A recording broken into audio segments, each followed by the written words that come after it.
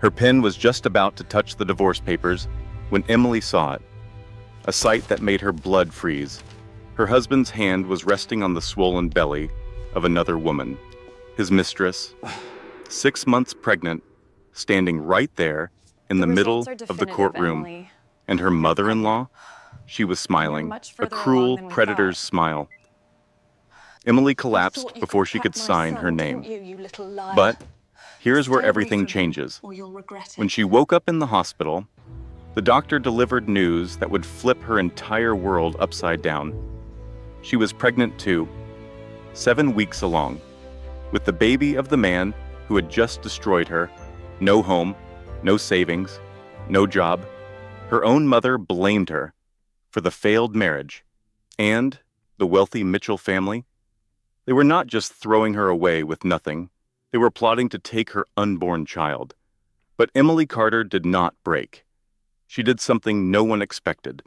She methodically dismantled their entire empire, piece by piece, until the people who tried to destroy her had nothing left. This is a story about betrayal, revenge, and a woman who lost everything only to discover the power she had inside her all along. Stay with me for this. The twists are absolutely mind-blowing. Value statement, and by the end of this story, you will understand one powerful truth.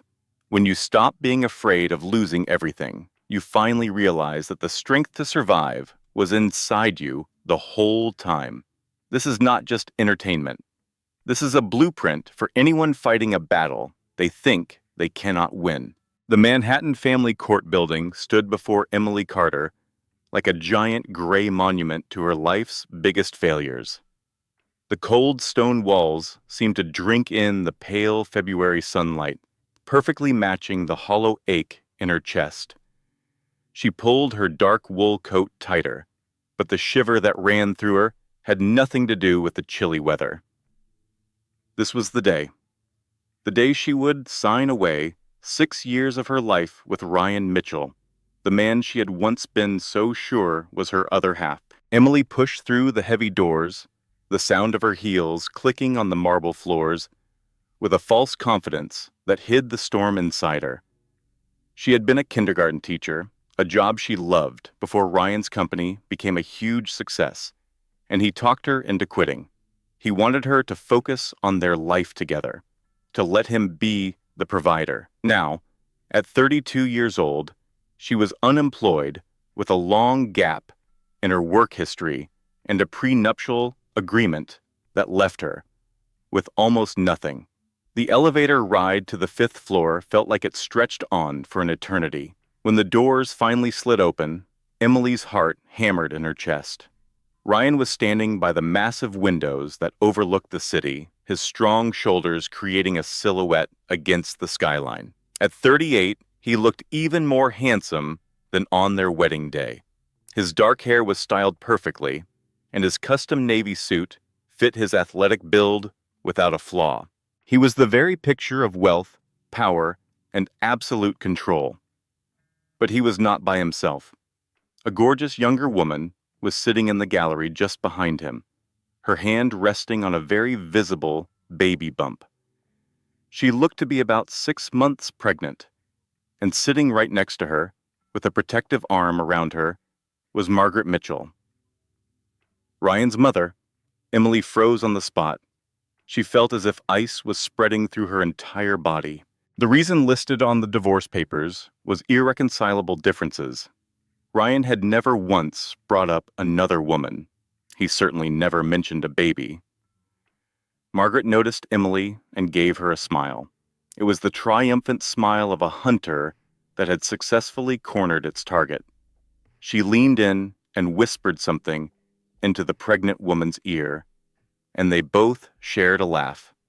Emily's lawyer, a young and anxious associate named Kevin, nervously rustled some papers next to her. He refused to look her in the eye. She had hired a different lawyer at first, a real shark named Rebecca Torres, who had vowed to fight for her. Then, mysteriously, Rebecca had accepted a new job just 2 weeks ago. Her new job was at the very law firm that represented Ryan's corporation. It all clicked into place for Emily. Ryan had bought off her lawyer. He had left her with this young man who looked like he had just started shaving.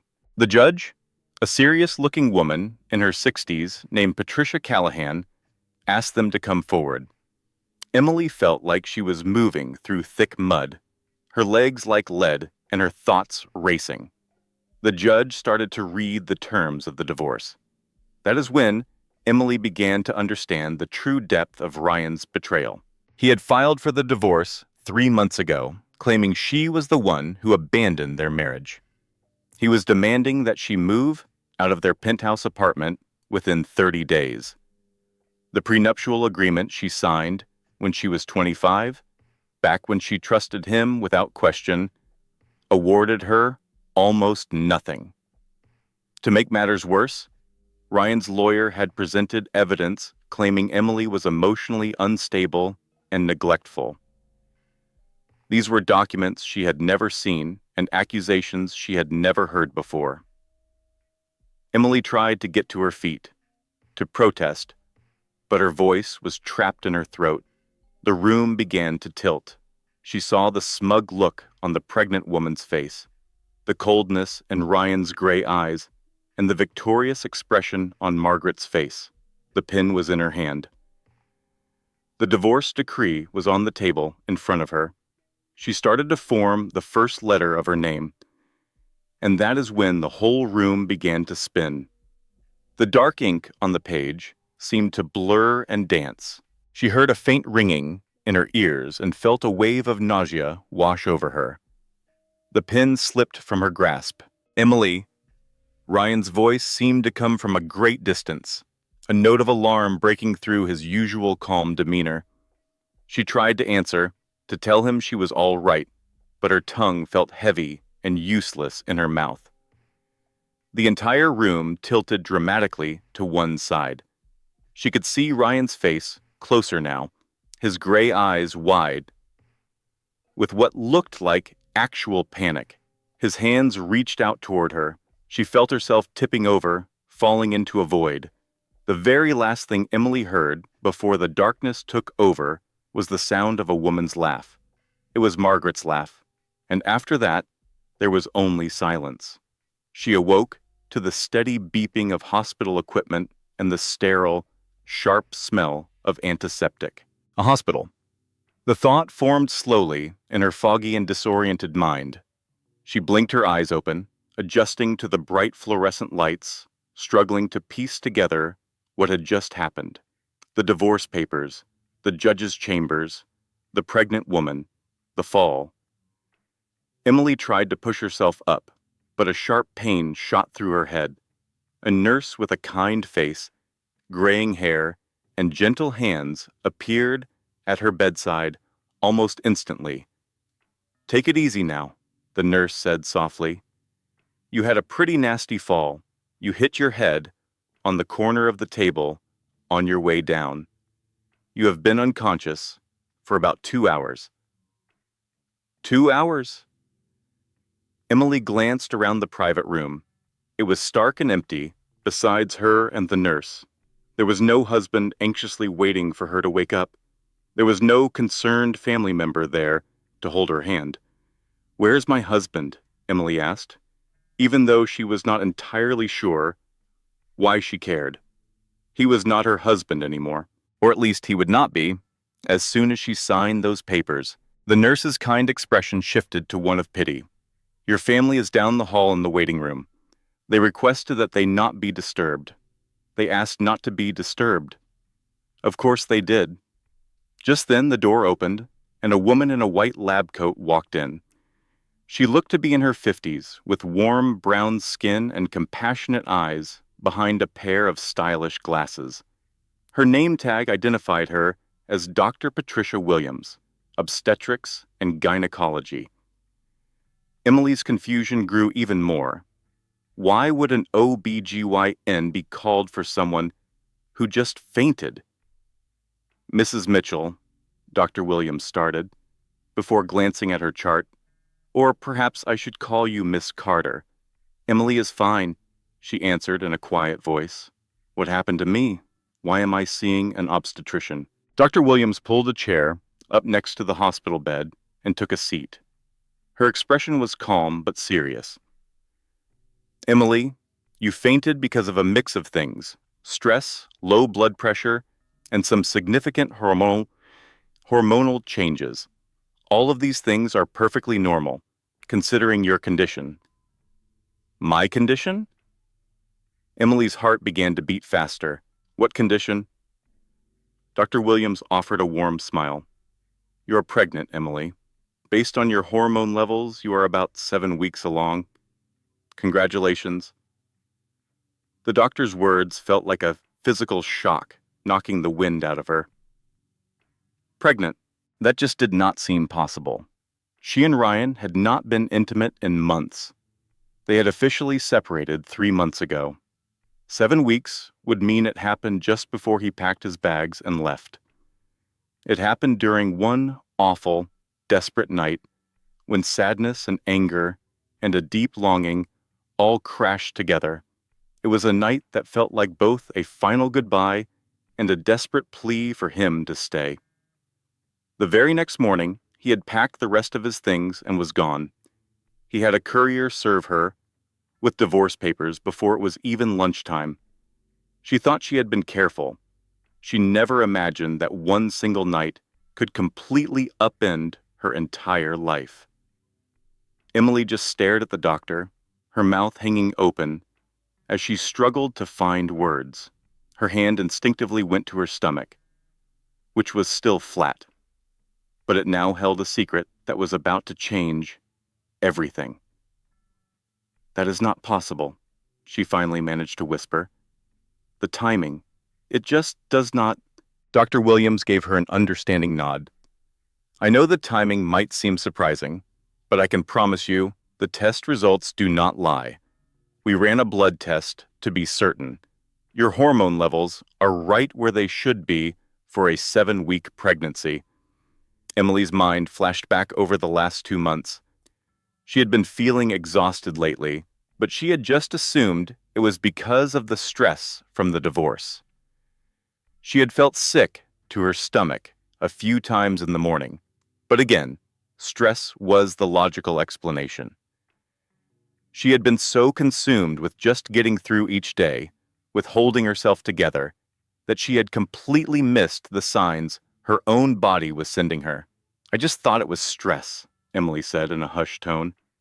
That happens all the time, Dr. Williams reassured her. A lot of women do not figure out they are pregnant for several weeks, especially when they are going through major life events.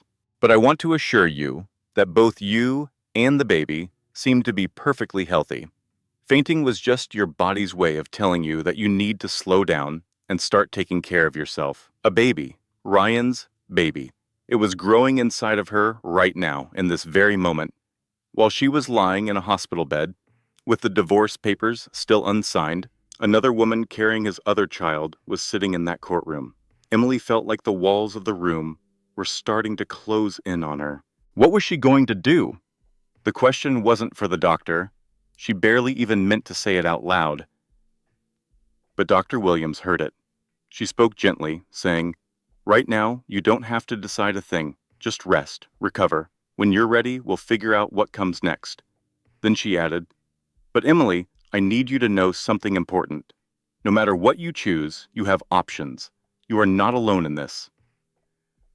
Despite the doctor's kind words, Emily had never felt so completely alone. 45 minutes after she woke up, Ryan finally showed up in her hospital room. He didn't even knock, just walked right in with a fake look of concern plastered on his face. Emily knew him too well to fall for it. He wasn't there because he was worried. He was there because his lawyer probably told him he needed to look like a caring husband. Emily, I heard you collapsed. Are you all right? His voice was monotone, like he was reading from a script. She saw him glance at his phone while he was talking to her. Emily looked closely at the man she had married, the man she had once loved. He had spent years slowly and systematically dismantling her life until she had nothing left but him. And then he threw her away anyway. I am pregnant, Ryan. The words tumbled out of her mouth before she could stop them. She hadn't planned it, hadn't thought about the right time or the right way to say it. She just needed him to know. She had to see his face when he realized exactly what he was leaving behind. Ryan's expression went through a series of changes. First came shock, his mouth falling open just a little. Then came calculation, his eyes narrowing as he worked out what this meant for him. And finally, a cold, hard resolve settled over him, his jaw tightening in that familiar way she hated. Well, that is unfortunate timing, he said. His voice was steady and all business now. Look, Emily, I will give you a bigger settlement. Let's just be reasonable here. Have the procedure and move on with your life. We can both have a fresh start. Emily just stared at him, finally seeing the real monster she had married. He never once asked if the baby was his. It never even crossed his mind that this might change everything between them. Get out, she said in a quiet voice. Emily, be sensible. This doesn't need to get messy. I am offering you an easy way out of this. Get out, Ryan sighed, like a frustrated father dealing with a difficult child. Fine, I'll have my lawyer call your lawyer, but you should really think about my offer. It's the best thing for everyone involved. He turned and left without a single look back. Emily had exactly 3 minutes of peace before the door swung open again. This time, Margaret Mitchell strode into the room. She carried a designer handbag on her arm and wore a smile that sent a chill down Emily's spine. Margaret was 65 years old but looked 10 years younger, thanks to expensive doctors and a will of iron. Her silver hair was perfectly coiffed. A string of pearls rested on her neck, and she carried herself like a queen who had never been denied anything. She had despised Emily from the day Ryan first brought her home. In her eyes, a simple kindergarten teacher was never good enough for her son. A woman with no family money or high society connections was not fit to carry the Mitchell name. I heard the news, Margaret said, sinking into the chair the doctor had been sitting in. How very convenient for you. You find out you're pregnant just as the divorce is about to be finalized. Did you really think this pathetic little trap would work? Emily remained silent. There was nothing she could say to a woman like this. Margaret leaned in closer, her eyes flashing with pure malice. My son is already giving me a grandchild, a real one. Jessica is 6 months, along with a baby boy. He will be the Mitchell family heir. Whatever you are carrying is completely irrelevant. Jessica. So that was the name of the pregnant woman she had seen in the courtroom. Emily tucked that piece of information away, not sure why it even mattered. I know you have nothing, Emily. Margaret's voice dropped to a low, conspiratorial whisper, as if they were old friends sharing a secret. You have no job, no savings, no family to bail you out. You gave up your entire life for my son, and now you have exactly what you deserve. Absolutely nothing. Emily felt the sting of tears in her eyes, but she fought them back. She refused to give this horrible woman the satisfaction of seeing her cry. Margaret pressed on, her words like daggers. If you even think about claiming that baby as Ryan's, we will drag your name through the mud. We will ruin you in court until you are penniless and broken. We will prove you are an unfit mother. We will take everything from you, including that baby if we have to. She paused, letting her threat hang in the air. Or, Margaret said, her tone suddenly becoming almost cheerful, you can sign the divorce papers, take the money, and disappear. Start over somewhere new. Pretend you never even knew my son. The choice is yours. Emily finally found her voice. Get out of my room. Margaret just smiled. Think it over, dear. You have 72 hours before the divorce is final. Make the smart choice. She stood up with practiced grace, smoothing out her skirt as if they had just been discussing the weather. Oh, and Emily? Margaret paused with her hand on the doorknob. That penthouse you've been living in? The locks were changed this morning. All your things are packed in boxes in the lobby. Security has been told not to let you inside." She left, pulling the door closed softly behind her. Emily sat motionless in the hospital bed, too stunned to even cry. In just a few hours, she had lost her husband, her home, and any hope that she could walk away from this marriage with her dignity. She was pregnant, with no home, no money, and no one to turn to. Her phone buzzed. It was a text from the building's management company confirming exactly what Margaret had said. Her key card had been deactivated. Her belongings would be kept in storage for 30 days, and after that, they would be thrown away. That's when Emily finally let herself break down and cry. 2 hours later, Dr. Williams discharged her with a list of instructions: rest, eat healthy, and find a good obstetrician.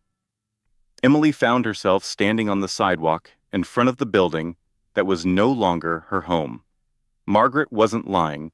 Her life was packed into a stack of boxes near the service entrance. A bored security guard stood nearby, deliberately avoiding her gaze. Everything she owned in the entire world was now reduced to a dozen cardboard boxes that she couldn't move and had nowhere to take. She tried to check their joint bank account on her phone. It was frozen. Brian had moved all the money into a private account 2 months ago. Her credit cards, all linked to his name, had been canceled. Emily's legs gave out, and she sank onto a nearby bench. The February air was cold and damp, and it seeped through her thin coat, but she barely noticed. The numbness she felt inside was far worse. She had only one option left, one person she could call. Even though the thought of it made her feel sick to her stomach, Emily dialed her mother's number. Her mom picked up on the third ring. "Emily, I wasn't expecting you to call. Is the divorce final?" Emily told her everything, about fainting at the courthouse, about being pregnant, about the locks being changed, about having absolutely nothing left. Her mother was quiet the entire time. When Emily finally finished speaking, the silence on the other end of the line was so long that she thought the call had been disconnected. "Mom, are you still there?" Her mother let out a long, heavy sigh. "Emily, you should have worked harder to keep him happy. This is what happens when wives let themselves go. Maybe if you'd given him a child sooner, none of this would have happened." Emily felt like something had just shattered inside her chest. "Mom, I am pregnant right now. I need your help." "Well, you can come home if you absolutely have to, but don't expect me to pay for your bad decisions. You made your bed, Emily. Now you have to lie in it." The line went dead. Emily sat on that cold bench, watching strangers walk past, living their normal lives while hers fell to pieces around her. She was 32 years old, pregnant and homeless, and her own mother had just blamed her for her husband's affair. She wasn't sure how much time had passed before her phone rang again. This time, the screen showed her brother's name, Luke Harrison. "Em, Diana just called me. She told me everything that happened. Where are you? Tell me where you are, and I will come get you right now. Don't you move. Luke, I can't drag you into this mess. You're not asking. I'm telling you. You're my sister, and you're in trouble. That's all there is to it. Now give me your address." 30 minutes later, an old Ford pickup truck screeched to a halt at the curb. Luke was out of the driver's seat before the engine was even off. He crossed the sidewalk in 3 long strides and wrapped Emily in a hug so tight it almost squeezed the air out of her. Luke Harrison was 40 years old, 6'2", and built like the firefighter he was. He had their dad's sandy-colored hair and their mom's stubborn chin. Right now, his face was a mask of pure, barely controlled rage. "I am going to kill him," Luke muttered into her hair. "I am going to find Ryan Mitchell, and I am going to kill him." In spite of everything, A small, watery laugh escaped Emily's lips. "You can't kill him. You'll go to prison. It might be worth it," he said.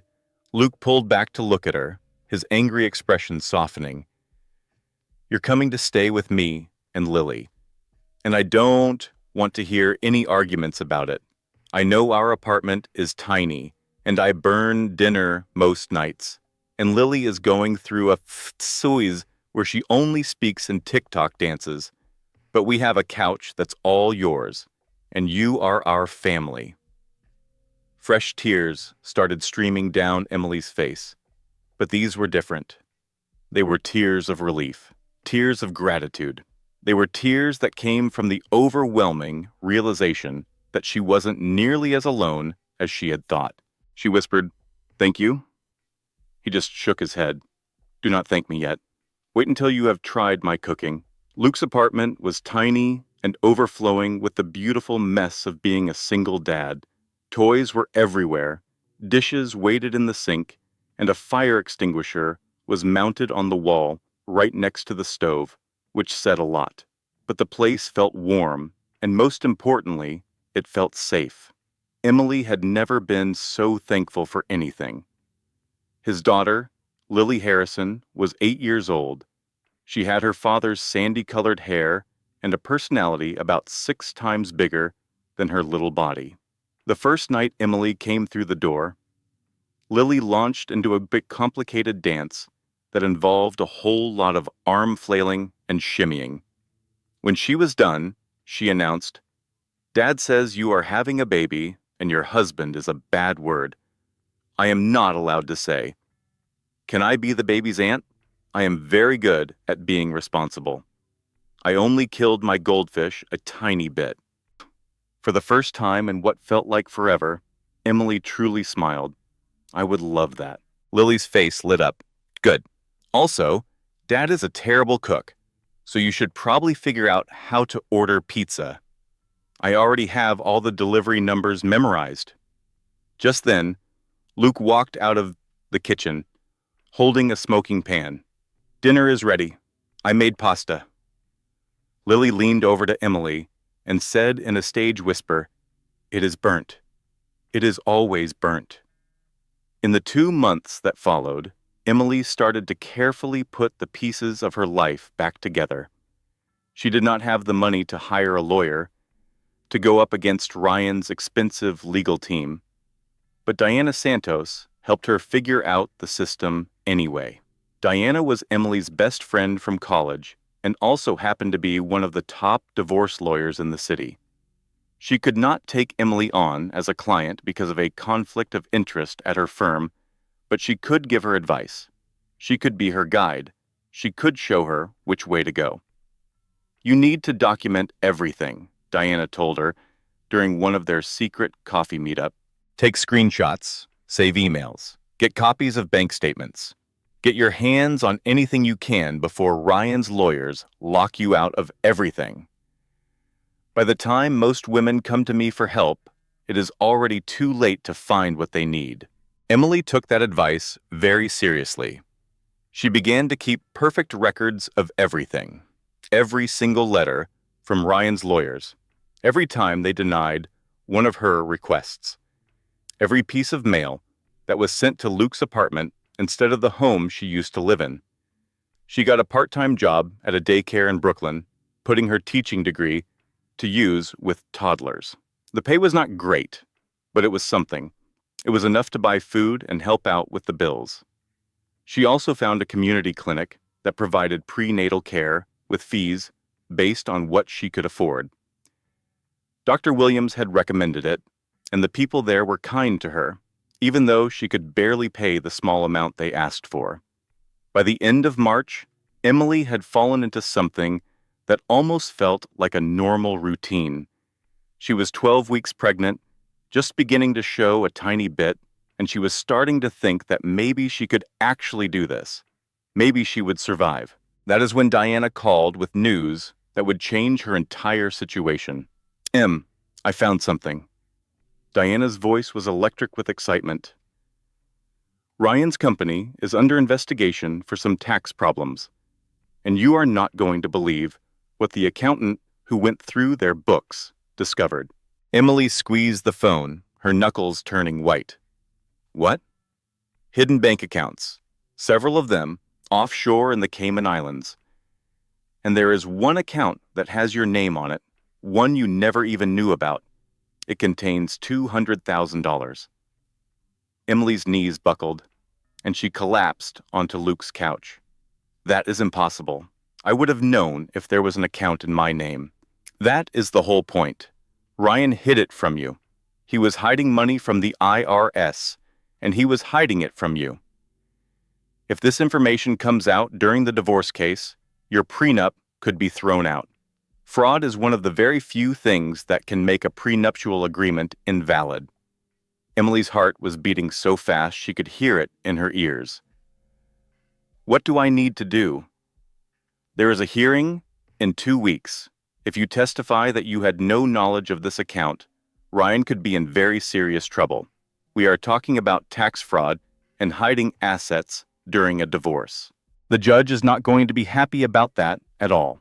Diana paused for a moment, and Emily could sense the warning in her tone. But you have to understand what this will mean. If you get on that stand and testify, you are officially declaring war. Ryan and his mother, Margaret, are not just going to let this happen. Are you ready for that kind of fight? Emily thought about the last 3 months, the shame, the absolute cruelty of it all, being thrown out of her own house while she was pregnant, having her own mother blame her for everything, being forced to sleep on her brother's couch while Ryan was living in a penthouse with his mistress, who was also pregnant. I am ready. The hearing was on a Tuesday morning in early April. Emily entered the courthouse in the most professional-looking outfit she had, a simple navy dress that Diana had helped her choose. Her baby bump was noticeable now, a small curve that she found herself instinctively touching whenever she felt a wave of anxiety. Ryan was already inside, surrounded by his team of lawyers. He looked shocked to see her there, and he looked even more shocked when she was called to the witness stand. Emily's testimony was clear and steady. She explained that she had never known anything about the offshore accounts. She presented documents that proved Ryan had been in complete control of their money throughout their entire marriage. She answered every single one of the judge's questions with a quiet sense of dignity. Ryan's attorney tried to make her look bad, implying that she must have known about the money and was just playing dumb to get sympathy, but Emily did not back down.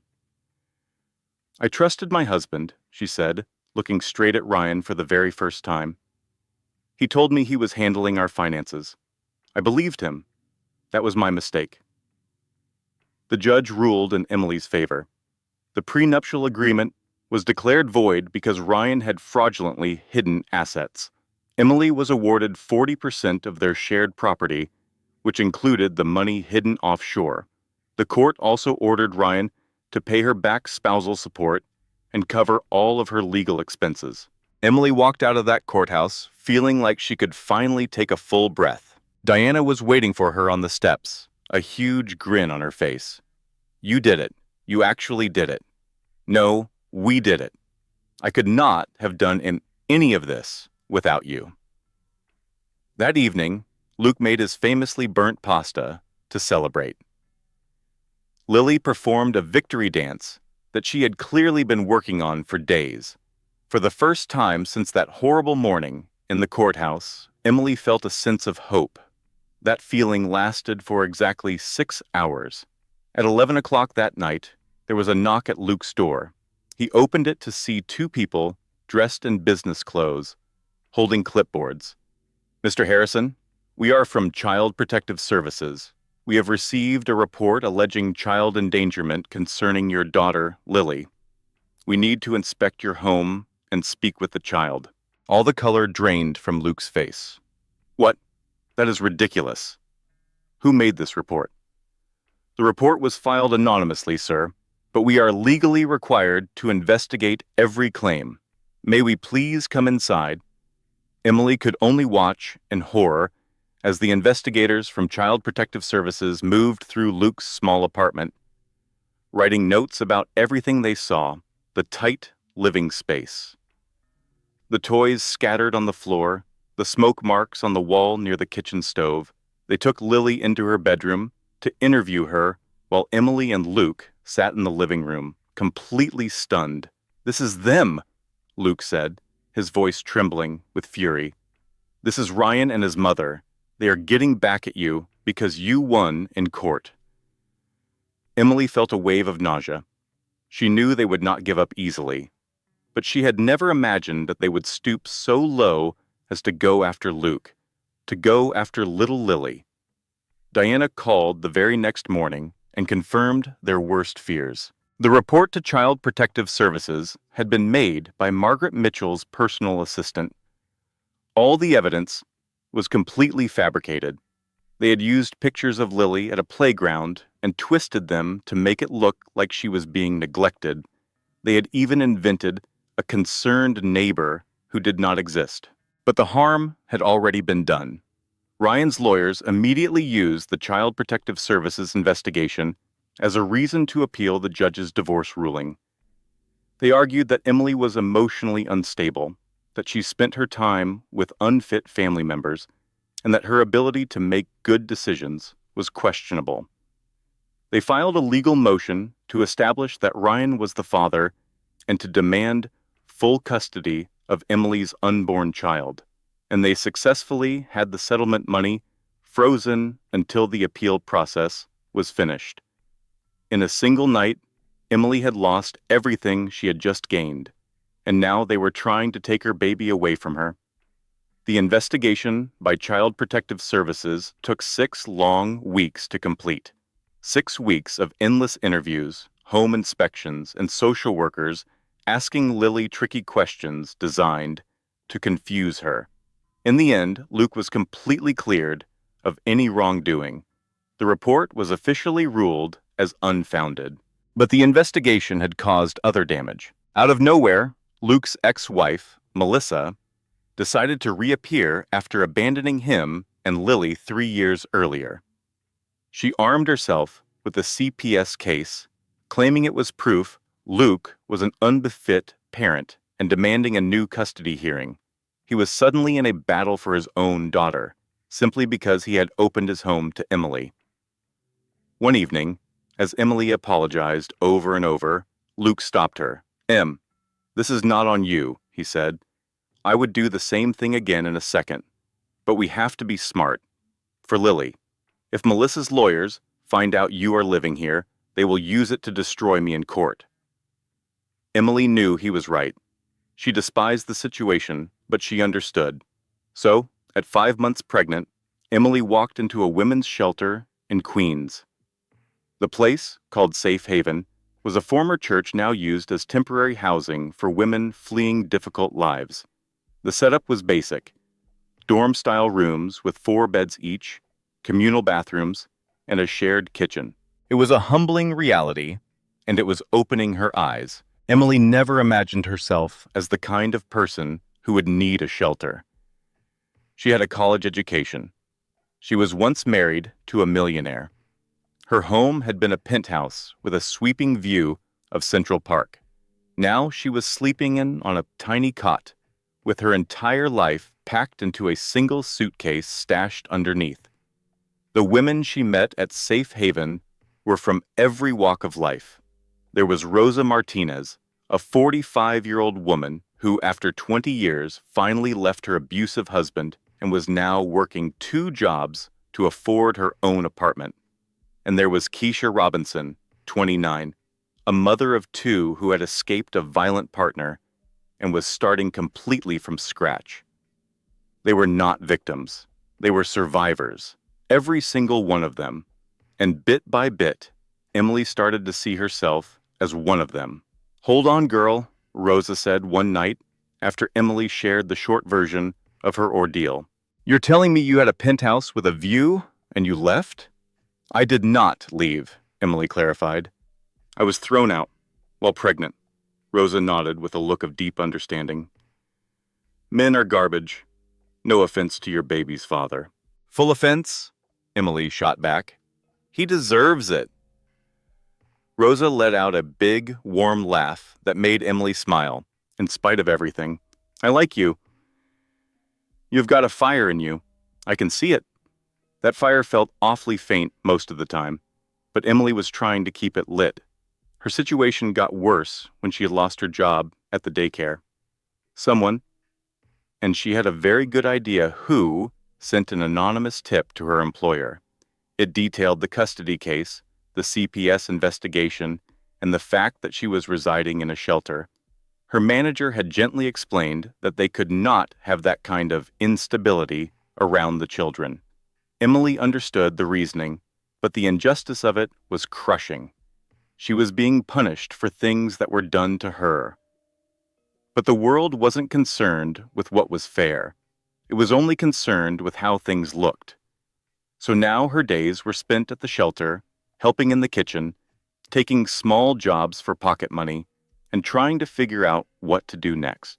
The court date was getting closer, and Diana was preparing her case for free, but the odds were not looking good. Ryan possessed all the power.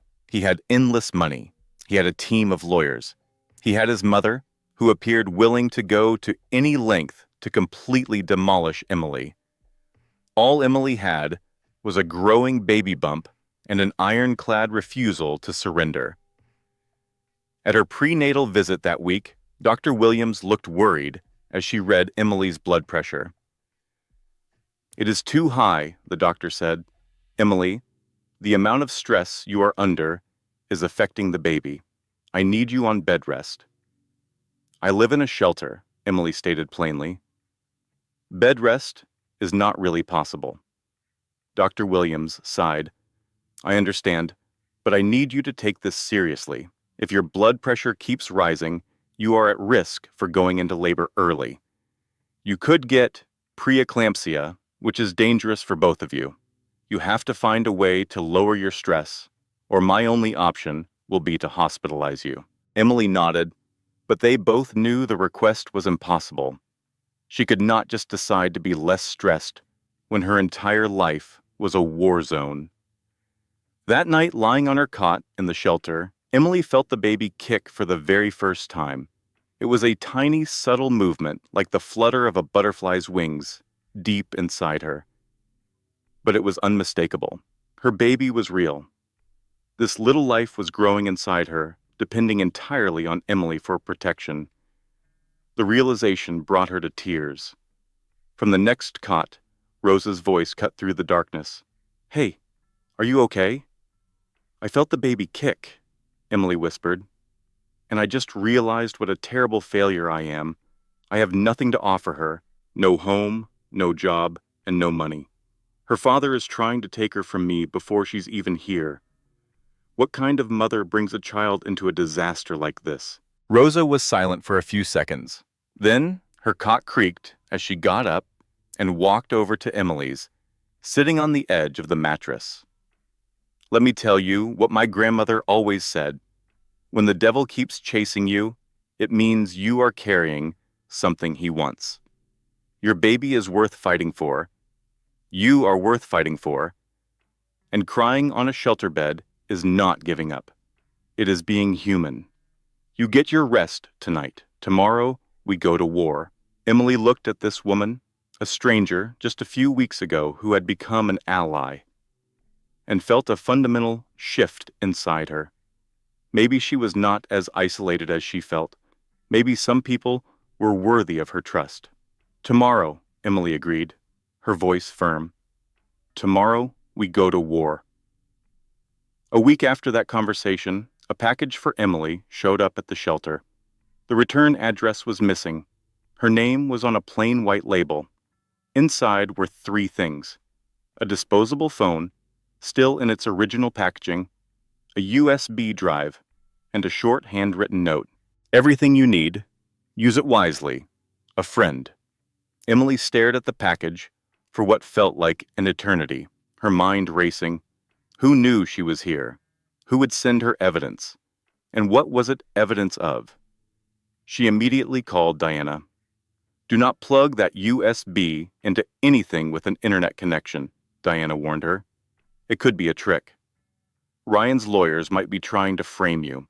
Bring it straight to me. I have someone who can check it safely." Diana's someone was a forensic tech specialist named Marcus, who worked from a small office in Brooklyn. He examined the USB drive on a secure, isolated system, scanning it for any viruses or tracking software. "It is clean," he announced after an hour of work, "and you are not going to believe the files on here." The contents of the USB drive were devastatingly powerful. There were audio recordings of Ryan and Margaret planning how to ruin Emily. "We need to break her," Margaret's voice said, crisp and clear.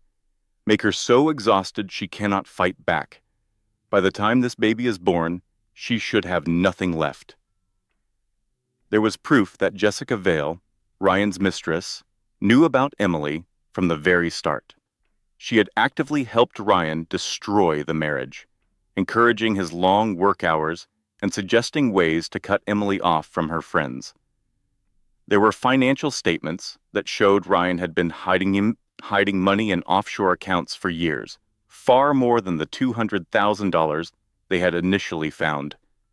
The actual total was closer to $4 million. And the most damaging evidence of all was a set of medical records. They showed that Jessica's pregnancy had serious complications, and Ryan had been pressuring her to hide this from his family, afraid it would make her less valuable as the one producing his heir. "This is incredible," Diana whispered. "This changes absolutely everything. But we have to be extremely careful. Some of this information was clearly obtained illegally. We cannot use it directly in court." Emily nodded, understanding the gravity. "But we can use it to know where to look." "Exactly," Diana confirmed. "We subpoena the correct records, we depose the correct people, and then this information will surface through legal channels. Whoever sent this just handed us a roadmap." The question still lingered. Who was the sender? Emily had a guess, but it seemed impossible. The only person with access to all this information had to be someone in Ryan's most trusted circle, someone who had turned on him. For the next 2 months, Diana worked on Emily's case as if it were the most important one of her career.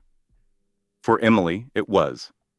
They filed one motion after another, forcing Ryan's legal team to respond to discovery requests and hand over documents.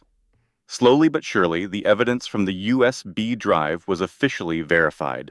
The offshore accounts were real. The conversations had happened. The conspiracy to file false CPS reports was exposed. Ryan's legal team went into overdrive. They made every attempt to get the case records hidden from the public. They lodged official complaints about Diana's methods. At every turn, they asked for more time and pushed for postponements. But the facts were slowly coming to light, and there was absolutely no way they could prevent it. The big custody hearing was set for August, which was when Emily would be 7 months pregnant. This was the final showdown. She would either leave with her child's future safe and sound, or Ryan and his mother would strip her of everything. Emily braced herself for an all-out battle. She went to live with Luke again, since his own custody issues with Melissa had just been settled, and he had won. The Child Protective Services case against him had been so completely disproven that Melissa's own attorney told her to abandon the fight. "I told you," Luke said gently, when Emily tried to say sorry one more time. "This is what family does. We have each other's backs. Now quit apologizing and help me figure out what to make for dinner that won't end up a charred mess." In the end, they just decided to get a pizza delivered. On the eve of the court date, sleep was impossible for Emily. She found herself sitting in Luke's quiet living room, resting a hand on her stomach, feeling the little kicks and flutters of her daughter. Her lawyer, Diana, had walked her through her statement over and over. Emily knew the words to use, the way to carry herself, and the kind of questions she would face. Still, no amount of practice could truly get her ready to see Ryan's face again. To look at the man who had worked so hard to ruin her, knowing she was on the verge of doing the same to him. Her phone vibrated on the table. It was a message from a number she did not recognize. "You will win tomorrow, but this is not the end. Prepare for what happens after." A friend. Emily just looked at the screen, her mind racing. Her secret supporter was still out there, looking out for her from a distance. But who was this person? And what could they possibly mean by what happens after? It turned out she would not have to wait long to get her answers. The hearing was held in the very same courthouse where she had collapsed months before. This time, Emily strode through the entrance with confidence, her shoulders back and her pregnant belly clearly defined under a tasteful navy blue dress. Diana was right by her side, clutching a briefcase packed with proof. Ryan was waiting for them, surrounded by a team of 3 attorneys and a public relations specialist. His mother, Margaret, was seated in the audience behind him, and she seemed to have aged, looking frail and worn. Interestingly, Jessica was nowhere to be seen. The proceedings went on for 4 long hours. Emily took the stand and spoke about her life with Ryan. She detailed how he slowly cut her off from everyone she knew. She explained how he managed every cent of their money, making her totally reliant on him. She revealed the 2-year affair he had while pretending to be a faithful husband. Finally, she described the calculated campaign of cruelty he and Margaret had launched to shatter her spirit. Her delivery was steady. Her words were clear. The impact was shattering. Diana then laid out the case, piece by piece. She produced financial documents that exposed years of secret accounts. She played recordings of phone conversations where Ryan and Margaret plotted Emily's ruin. She even had a sworn statement from Ryan's old assistant, who verified that the entire Child Protective Services complaint was a lie. When it was all over, the judge herself seemed appalled. "Mr. Mitchell," Judge Callahan began, her tone frigid, "in my 20 years as a judge, I have seldom encountered such a malicious and methodical campaign of abuse against a partner. Your actions are beyond disgraceful." The final decision was a complete victory for Emily. She was granted sole custody of her child. Ryan was allowed visits only under supervision, and only after he finished parenting courses and underwent a psychological exam. The court awarded Emily 60% of their shared property, which specifically included the secret offshore accounts. Ryan was ordered to start making child support payments right away. To top it all off, a protective order was put in place against Margaret Mitchell, legally forbidding her from getting within 500 feet of Emily or trying to communicate with her in any way. Emily was victorious. She stepped out of the courthouse and into the bright August sun with Luke, Diana, and Rosa right there with her. Rosa had even skipped a day of work to offer her support. They were all shouting with joy and embracing one another. For a single flawless moment, Emily let herself think that the long ordeal was truly finished. That feeling of peace held on until the evening. She was back at Luke's place, finally letting her guard down after so many months, when the first pangs of pain began. Initially, she dismissed it as a physical reaction to the stress finally melting away. But the cramping grew more intense, and the waves of pain came one after another with less time in between. "Luke," Emily choked out, bending over in agony. "Something is not right." The trip in the ambulance was a dizzying whirlwind. All Emily could recall were flashing lights, panicked voices, and her own hand squeezing Luke's with enough force to shatter bone. She could remember the icy, total terror of knowing she might be on the verge of losing the very thing she had just won. Dr. Williams was waiting for them at the emergency room doors, her expression serious.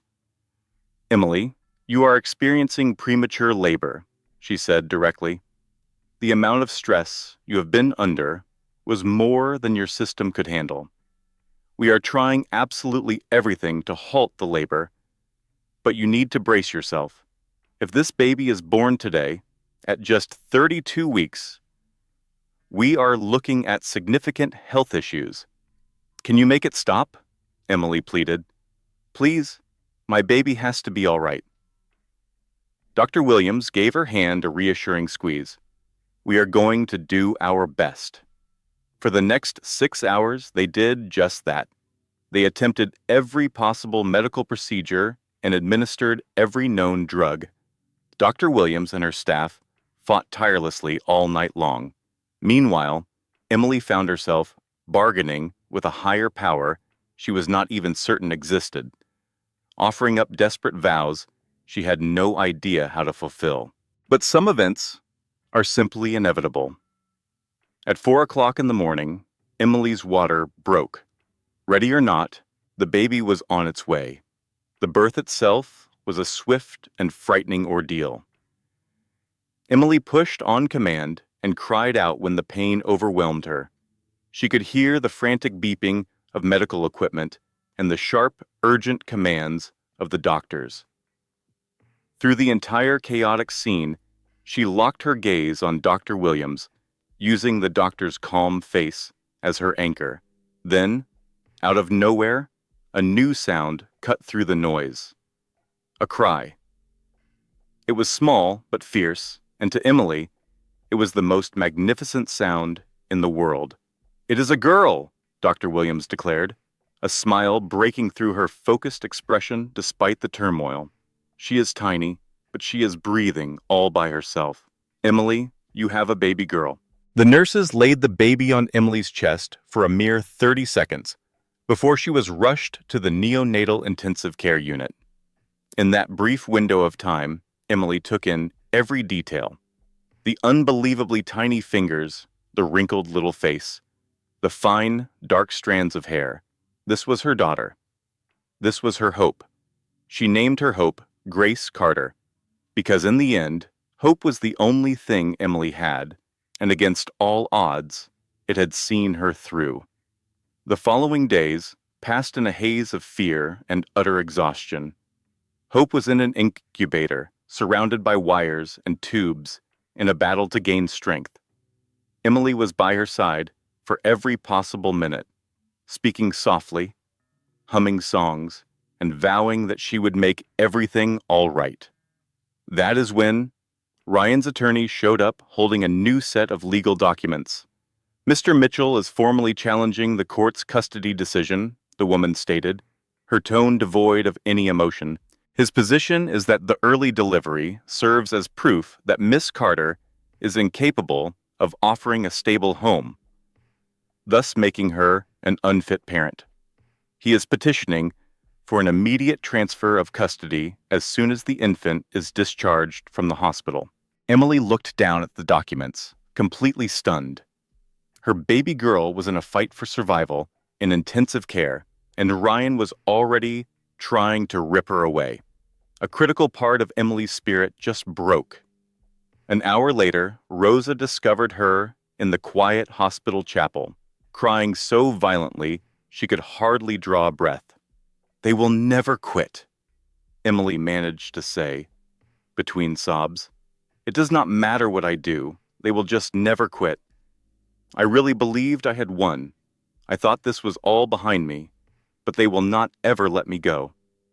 Rosa took a seat next to her, remaining silent for a while. When she did speak, her tone was soft, yet unwavering. "Do you recall what I said back at the women's shelter? The devil only keeps knocking when he knows you have something he desires. That little girl is worth the fight. You are worth the fight. And I can see that you are exhausted. I can see you feel shattered.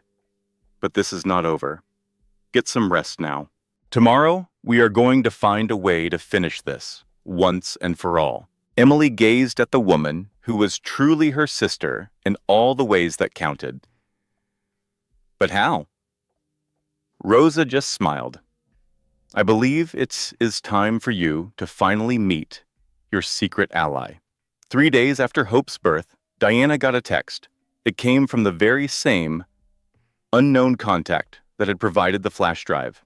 The message proposed a meeting, gave an address in the Midtown area, and made a single, bold promise. This would change the entire situation. Against Emily's strong objections, Diana decided to go by herself. If it turned out to be a setup, she was determined to keep Emily far away from the danger. The rendezvous point was a coffee house. Nice, but not flashy. Diana got there ahead of schedule and picked a table that gave her an unobstructed line of sight to the front door. She bought a cup of coffee she had no plans to drink and began her wait. When a woman entered the coffee shop 10 minutes later, Diana actually sputtered on the coffee she had not even sipped. It was Jessica Vale. She was Ryan's other woman, the one carrying his other child. She was the same person Diana had seen in the courtroom, smirking and resting a hand on her own pregnant stomach while Emily's life was torn apart. "Before you get started," Jessica said quickly as she slipped into the chair opposite Diana, "I already know what you are thinking about me, and you are not wrong, but I am asking you to please just listen to what I have to say." Diana took a deep breath and centered herself. "You have got 5 minutes. That is it." Jessica then began to explain everything, the words spilling out of her. "I was only 22 years old when I went to work for Ryan's company. I was young, so naive, and completely captivated by the attention from a man with so much wealth and power. He was the one who pursued me. He swore to me that his marriage was finished, that he and Emily were already separated, and that the divorce was nothing more than paperwork. By the time I discovered he was lying," Jessica confessed, her voice shaking, "I was already pregnant. I was completely trapped. Margaret made it perfectly clear what would happen to me if I even thought about leaving. She promised to ruin me, just like she was ruining Emily. I would lose absolutely everything, my son included. So you went along with them," Diana stated without emotion. "You helped them destroy an innocent woman." "Yes." Jessica looked directly into Diana's eyes. "I helped them. I did it because I was terrified. I did it because I was selfish. I told myself that Emily must have done something to deserve it. But I was so wrong. And now, I'm watching Ryan do the very same thing to me that he did to her." "What are you talking about? He is never at home. He can barely stand to look at our son. Margaret treats me like I am just a vessel for her grandchild, not her daughter-in-law." Then, last month, I heard Ryan and Margaret talking about how they would deal with me when I was no longer of any use to them. They used the exact same words they used for Emily. Jessica leaned in, her face etched with desperation. "I am not looking for your forgiveness. I know I do not deserve it. But I have information. I have information that could put an end to all of this. And I am ready to testify." "What kind of information?" "Ryan has a history of doing this. Emily was not the first person he victimized. There was another woman before her, about 15 years ago. Her name is Sarah Bennett. She also had Ryan's child, a baby girl, and Margaret paid her a fortune to vanish." Diana felt her own pulse begin to race. "Keep going." "Sarah had to sign a strict non-disclosure agreement. She accepted the money and relocated to Seattle. But I managed to find her contact details inside Margaret's private files. She has been watching everything from a distance for all these years, just waiting for someone to finally bring the Mitchells to justice." Jessica took a folder out of her bag and pushed it across the table toward Diana. "And there is something else. The seed money that started Ryan's company, it did not come from Margaret's family inheritance, like the public believes. It was actually embezzled from his father's business associate, a man by the name of William Crawford. Margaret helped him conceal the crime 15 years back. Crawford passed away without ever learning what they had done to him, but I am certain his family would be very interested in hearing the truth. Diana opened the folder. It contained a trove of financial statements, legal papers, and contact information for both Sarah Bennett and the Crawford family. There were also detailed notes documenting every single crime the Mitchells had committed for the last 2 decades. "This is so much bigger than a custody case," Diana said, almost in a whisper. "This is fraud, conspiracy. This could even be a RICO case." "I know," Jessica confirmed, "and I am prepared to help you prove every last bit of it. I will do whatever it takes to tear them down." Diana stared at the woman before her, an old adversary, now offering to be her greatest ally. The bitter irony of the situation was not lost on her. "Why are you really doing this?" Jessica paused for a long moment before answering. "Because my son should have a better father than Ryan is capable of being. Because Emily should have been treated better than how we treated her. And honestly, because I am just so tired of living in fear." She got up to go, but then stopped. "Please tell Emily something for me. Tell her that I am so sorry. I know that is not enough. I know it will never be enough. But I need her to know that I understand what I did, and that I am trying to fix it." With that, she left the coffee shop and did not look back. Diana remained seated for a long time, just looking at the folder in her hands. Then she took out her phone and dialed Emily. "Em, you are not going to believe what just happened." Emily listened as Diana recounted the meeting, a powerful feeling of disbelief washing over her. Jessica Vale. The very woman she had despised for months, the woman who played a part in wrecking her marriage, was now offering her the key to destroying Ryan. It had to be a setup. It sounded far too good to be true. But when Diana revealed the folder's contents, and Emily saw Sarah Bennett's name, the financial statements, and the true extent of the Mitchells' crimes, she knew it was real. This was the weapon they had desperately needed. Diana laid out their choices very clearly. "We can hand this over to the district attorney. We are talking about criminal charges, federal inquiries. Ryan and Margaret could face prison time, but that path means making everything public. Your name will be all over the news. Hope's birth will be intensely scrutinized. It will be a long and vicious battle." Emily gazed through the window of her hospital room, looking toward the neonatal intensive care unit where her daughter was getting stronger with each passing day. Hope had been in the hospital for 2 weeks already. She was no longer on a breathing tube. She was gaining weight. The doctors were saying she might be able to come home soon. "They tried to strip me of everything," Emily said, her voice slow and measured.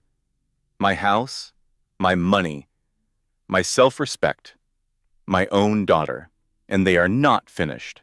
Even right now, with Hope in this hospital fighting just to live, they are still trying to take her from me." She turned and met Diana's gaze. "If I fail to stop them, they will just do this to another woman, to Jessica, to Sarah Bennett, to whoever comes next. They are never going to stop unless somebody makes them stop." Diana gave a firm nod. "I was really hoping you would say that." Emily felt a new sense of purpose settle deep inside her. A calm certainty. A firm resolve. "Call Sarah Bennett. Call the Crawford family. Call anyone else you think we need. We are going to burn their entire world to the ground." It took 3 months to put the case together. Hope was able to come home from the hospital after 4 weeks. She was tiny but perfectly healthy, with her mother's deep brown eyes and her father's determined chin. Emily found a small apartment with Diana's help, paid for with the few assets Ryan's team of lawyers had been unable to freeze. It was not a lot. Just 1 bedroom, a tiny kitchen, and windows that faced a brick wall. But it was all hers. During the daytime, Emily devoted herself to caring for her baby girl. At night, once Hope was sound asleep, she and Diana worked tirelessly to construct the case that would finally bring down the Mitchell family.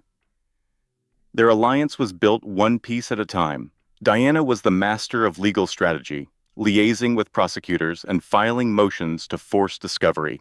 Jessica became their inside source, risking absolutely everything to copy documents and record incriminating conversations. Sarah Bennett ended her 15-year silence and agreed to testify about what they had done to her. It turned out she had a daughter as well, Ryan's firstborn child, a 13-year-old girl named Madison, who had spent her life knowing her father was a very rich man who wanted absolutely nothing to do with her. Rosa rallied support from the Women's Shelter Network, putting Emily in touch with other women who had escaped wealthy and abusive partners and could offer their wisdom. Luke offered practical assistance and some much-needed humor. His skills in the kitchen had not improved, but his taste in takeout restaurants had gotten much better. And then there was Michael Brooks, an investigative reporter Diana had known for many years. He had been attempting to expose the Mitchell family for a decade, but was always blocked by their walls of money and legal intimidation. Now, at long last, he had the proof he needed. Their strategy was a coordinated assault from every possible angle. They would expose the finances through expert accountants who could trace every single hidden dollar. They would apply media pressure through Michael's in-depth investigative article, timed to be released the exact moment the legal battle started. They would launch a legal attack with a series of civil and criminal motions, filed one right after the other. And they would present powerful witness testimony from Emily, Jessica, and Sarah, which would establish a clear pattern of abuse that stretched back for 2 decades. On a chilly November evening, the main group met at Luke's apartment to go over the final plans before unleashing the storm. "Okay, let me make sure I have this right," Rosa said, reviewing the strategy while eating a slice of pizza. "So, we have the wife, the mistress, and the other wife all teaming up to bring down the one guy who wronged all of them. This is basically a Netflix documentary, but with much better food." Luke laughed from the kitchen, where he was trying to brew coffee. "I offered to make something more special, but Lily says my coffee tastes like burnt sadness." She is not wrong about that. Emily glanced around the room at the improbable family she had brought together. A year ago, she had felt completely alone. She was terrified, and she was sure she was about to lose everything she had. But now she was surrounded by people who were ready to fight for her. And she was ready to fight right alongside them. "No matter what happens tomorrow," Emily said, "I just need all of you to know how much this means to me. I never could have done any of this by myself." "That is the whole point," Diana answered. "None of us should ever have to do these things alone. That is the secret to how people like Ryan always win. They make their victims feel isolated until there is no one left to stand up to them." "Well," Jessica added quietly, "this time there is." Michael Brooks' article went live on a Tuesday morning. Mitchell Development, an empire built on lies. A deep dive into the real estate giant founded on fraud, secret children, and the women it destroyed. The story laid out every single detail. It covered Ryan's history of affairs and the families he abandoned. It exposed Margaret's role as the family enforcer, the one who cleaned up every scandal and ruined anyone who posed a threat to their public image. The article revealed the embezzlement that had provided the company's initial funding. It detailed the systematic harassment of any woman who dared not to remain silent. By lunchtime, the hashtag Mitchell Exposed was trending across the country. By that evening, other women had begun to share their own stories. By the next morning, the stock for Mitchell Development had plunged by 30%, and the company's board of directors had scheduled an emergency meeting. Ryan scrambled to fight back. He appeared on television, calling the article a smear campaign organized by his vengeful ex-wife. He threatened to sue Michael, the news publication, and Emily herself, but the proof against him was simply overwhelming, and it was absolutely everywhere. Margaret appeared on television, defending her son with chilling calm. She called Emily Carter a troubled woman, unable to handle a failed marriage. She accused Emily of manipulating others into telling lies about her family, calling every claim a complete lie. That very night, the network reached out to Diana. They needed Emily to give her side of the story. Live on the air. Tonight. Emily gazed down at her daughter, Hope, who was sleeping soundly in her crib. She was just 5 months old, a picture of health and happiness. She had no idea her mother was preparing for a public battle on national television. I am ready, Emily stated simply. A mere 2 hours later, she was on camera, dressed in an unassuming blue dress, with a folder of papers in her hands. The host, a seasoned journalist named Catherine Wells, asked for her reaction to Margaret's accusations. Emily's expression remained steady. When I first met Ryan Mitchell, I was teaching kindergarten. I left my job because he assured me he would provide for me. I put my trust in him. But when he decided he was finished with me, he and his mother attempted to strip me of everything I had. They came after my house, my savings, and my self-respect. They even tried to take my daughter. She then opened the folder and started placing papers on the desk one by one. These are the bank statements that prove Ryan concealed millions of dollars from the government and me while we were married. These are the transcripts from recorded conversations between Ryan and his mother, plotting how to destroy me. And these documents show they manufactured a false child abuse claim against my own brother in an effort to take his child. Catherine Wells appeared visibly shocked. These are very serious accusations. They are not accusations. They are documented, verified facts. And my story is not unique. There are more of us. Other women that Ryan has used and thrown away over the past 20 years. We have decided we will not be quiet any longer. The host then posed the one question on every viewer's mind. If you had the chance to speak to Margaret Mitchell at this moment, what would you tell her? Emily stared straight ahead, her gaze fixed on the camera lens. I would tell her the very thing I needed to hear all those years ago. Your wealth cannot shield you from consequences. Your influence does not make your actions correct. And there will always be women like me who will not be silenced or erased. We keep records, we remember what was done, we put up a fight, and in the end, we prevail. The segment exploded online almost instantly. Before the next day dawned, the video had over 50 million views. The legal repercussions were immediate and severe. The district attorney launched a criminal inquiry. Soon after, Ryan and Margaret faced charges of financial fraud, tax evasion, tampering with witnesses, and conspiracy. A judge set their bail at $5 million apiece. In civil court, Emily, Sarah Bennett, and Jessica came together to file a lawsuit for damages. The Crawford family also pursued their own legal action for the money that had been stolen from their father. More women who had been victimized began to step forward, contributing their own stories to the growing case. In less than 6 months, Mitchell Development was forced to declare bankruptcy. The criminal trial started the next year. Emily was on the stand for 2 days, where she calmly recounted all she had endured.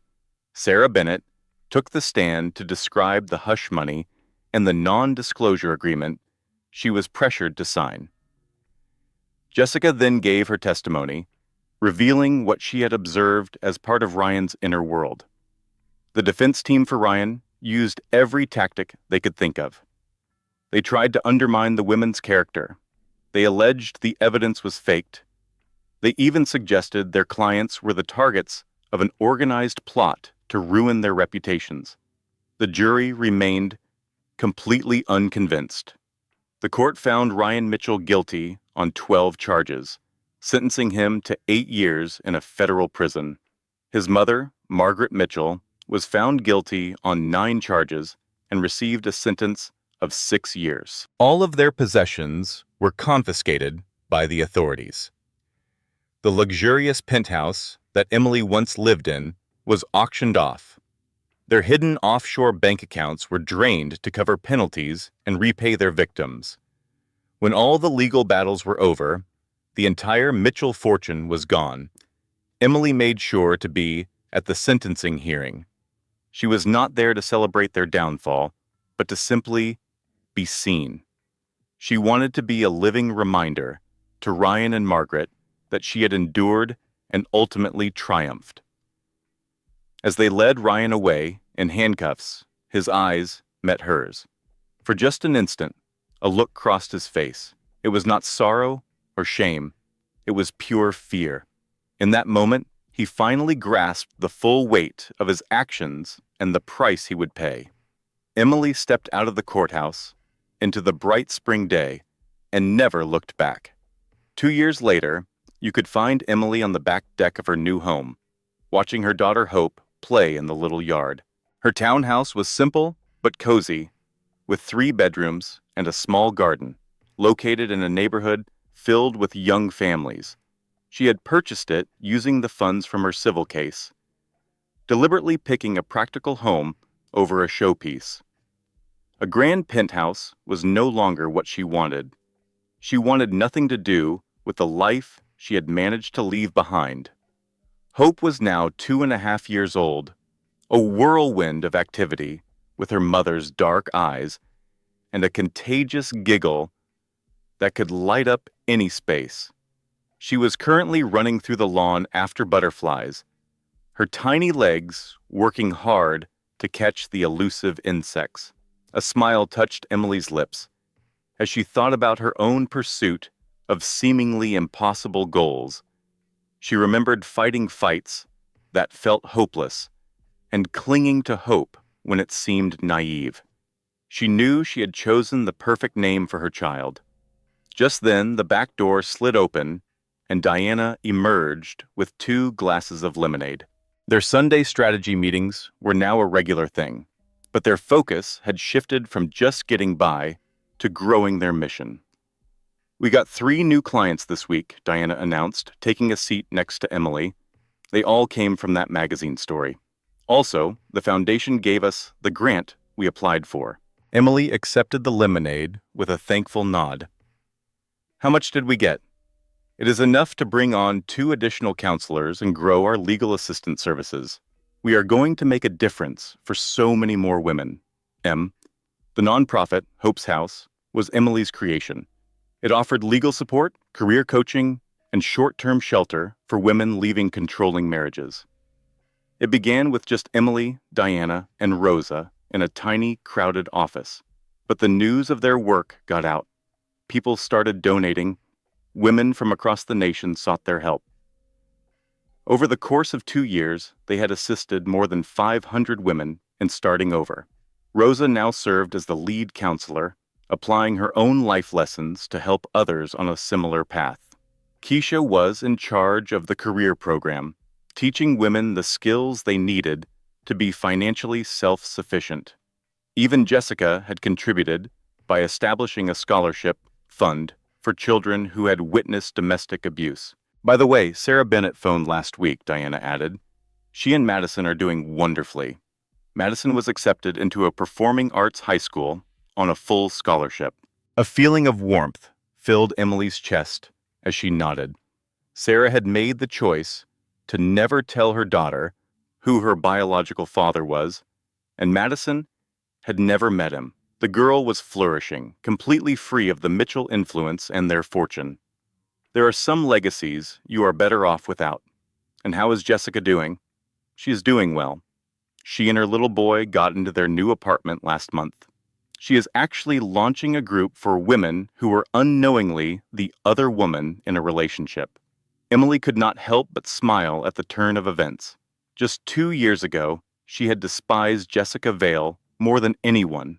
Now they were raising children who were half-siblings and working to create something positive from their shared history. It was funny how life could surprise you. At that moment, Hope dashed toward them, holding something tightly in her tiny hand. Mama, look, a flower. Emily accepted the dandelion from her daughter. It was just a common yellow weed, really, but to her, it was absolutely perfect. Thank you, sweetie. It is so beautiful. Hope's face lit up with a huge smile before she turned and raced away in search of more wonderful things. Diana watched her for a moment with a smile. She really does not know what you had to endure to make this life possible for her. Emily gently shook her head. I will explain it all one day, when she is mature enough to grasp it. For now, though, she does not need to carry any of that weight. All she needs to feel is how much she is loved. The two women sat together in a peaceful quiet for a while, just observing, as Hope happily investigated the wonders of the small garden. Do you ever find yourself thinking about him? Diana asked in a low voice. About Ryan. Emily paused to think about it. She had not laid eyes on Ryan since the court proceedings. He was doing his time in a federal prison located in Pennsylvania, while Margaret was at a correctional facility for women in Connecticut. She had not heard from either of them. I do, sometimes, Emily confessed. But the anger is gone now. What I feel most is a sense of sadness. The man had it all: wealth, influence, achievement. Yet he lost it all because of his insatiable need to take from other people. He will be locked up until Hope is 10 years old. He is going to be absent for her entire childhood. All for nothing. Diana agreed with a nod. I wonder about that myself. After all the harm he caused and all the people he destroyed, he ended up with absolutely nothing. Emily's mind drifted back to the woman she was 3 years ago, the woman who had collapsed in the courthouse, certain that her world had ended. The one who regained consciousness in a hospital bed to life-altering news. The one who battled for months simply to stay afloat, to protect her child, and to feel like she had a right to exist. It felt like that person was someone else entirely. But then again, maybe not. Perhaps that version of her was still inside, forming the very bedrock of the new existence she had constructed. You want to know the biggest lesson I learned through all this? Emily said, her eyes on Hope, who was now picking another dandelion.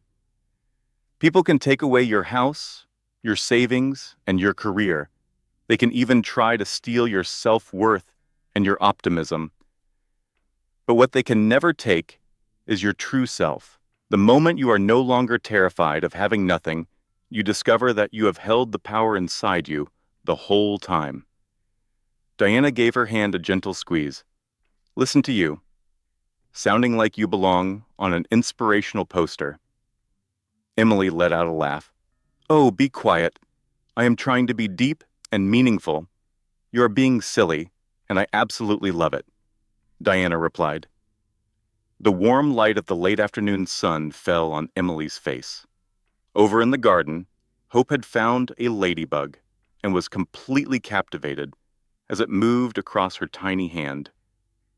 Diana, ever practical, had already pulled out her phone to tackle the next task on her never-ending to-do list. This was Emily's life now, uncomplicated, rich with purpose, and truly happy. Not perfect. Life was never perfect, but it was good.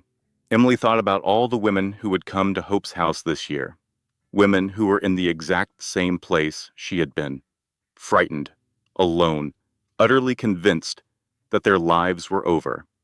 She would tell them what Rosa had told her all those months ago in the darkness of the shelter. When the devil keeps coming for you, it is because you have got something he wants. Your life is worth fighting for. Your children are worth fighting for. You are worth fighting for.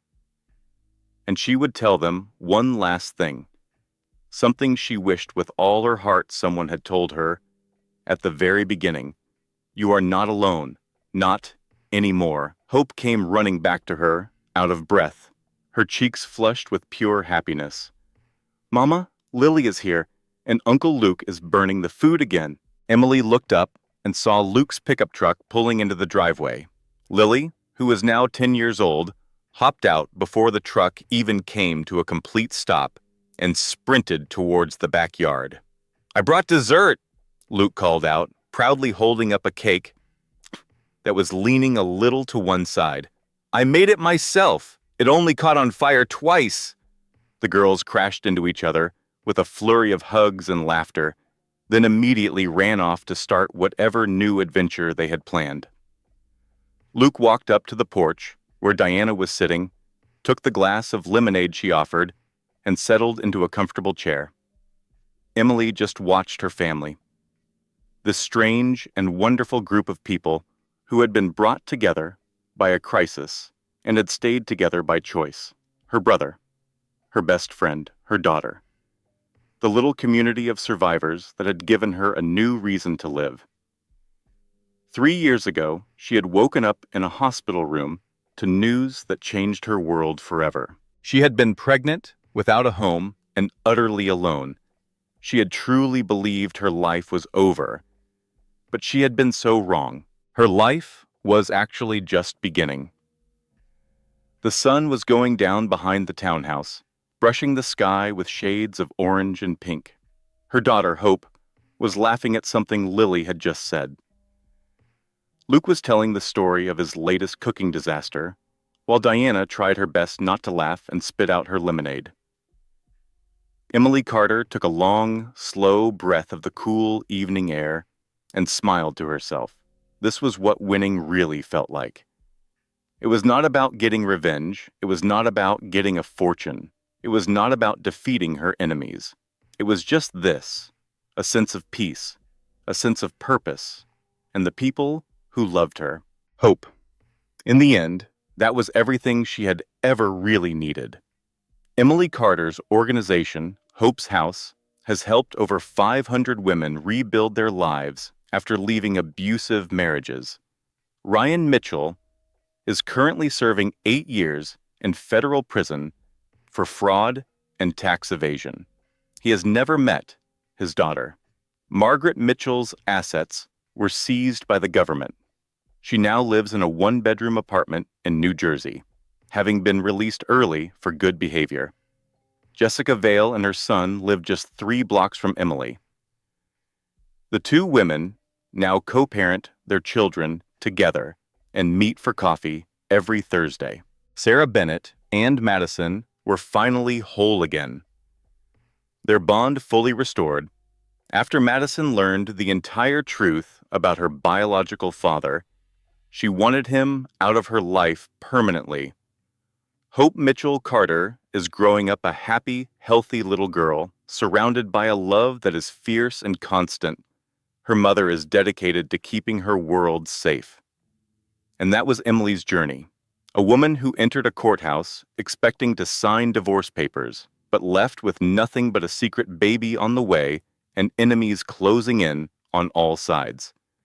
But she refused to break. She fought back. She found her tribe, and she came out on top.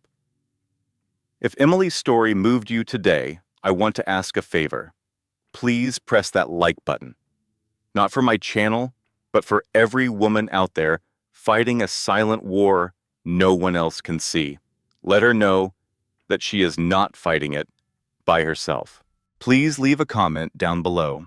I want to know which moment of this story truly affected you. Was it the heartbreaking betrayal by her own mother? That terrifying scene in the hospital when they tried to take her baby? Or the stunning moment Jessica finally told the truth? I make sure to read every single one of your comments, and I truly value what you have to say. Share this story with someone who needs this message today. You can never be sure who is quietly navigating their own personal storm. And if you are not already subscribed, please join our community and click the notification bell. We deliver powerful stories like Emily's every single week. Stories of women who refuse to surrender. Stories that prove to all of us that hope is never truly gone. Thank you so much for listening until the very end. You are the entire reason I do this. I will see you in the next story.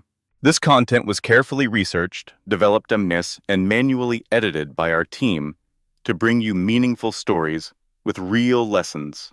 Every word is crafted with purpose because your time deserves nothing less.